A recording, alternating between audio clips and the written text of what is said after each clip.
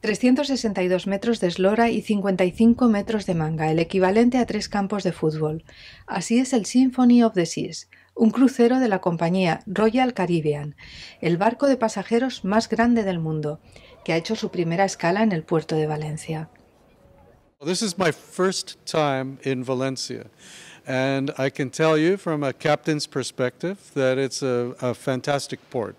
Esta es mi primera escala en Valencia y puedo decir desde mi perspectiva como capitán que es un puerto fantástico. La entrada es muy amplia, hemos encontrado mucha colaboración y está muy protegido del mar. El muelle se adapta a los mayores cruceros del mundo. Quien haya diseñado y construido el puerto hizo un trabajo fantástico.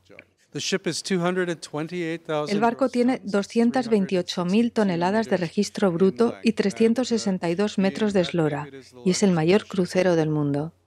Como es habitual en los grandes recibimientos del puerto de Valencia, se ha hecho un intercambio de metopas entre la Autoridad Portuaria de Valencia y el capitán del buque.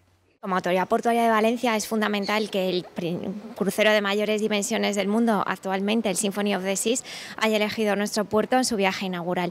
Evidentemente nos hace ver la relevancia que el tráfico de cruceros tiene para nuestro puerto. Hemos hablado con el capitán, estaba encantado de las instalaciones y esto demuestra que el tráfico de cruceros es una apuesta clara para nuestro puerto, por el cual seguiremos trabajando y sobre todo con los nuevos desarrollos que estamos poniendo en marcha. The Symphony of the Seas tiene capacidad para casi 7.000 pasajeros y cuenta con una tripulación de 2.200 personas. Tiene 17 plantas, 24 ascensores y 18 cubiertas.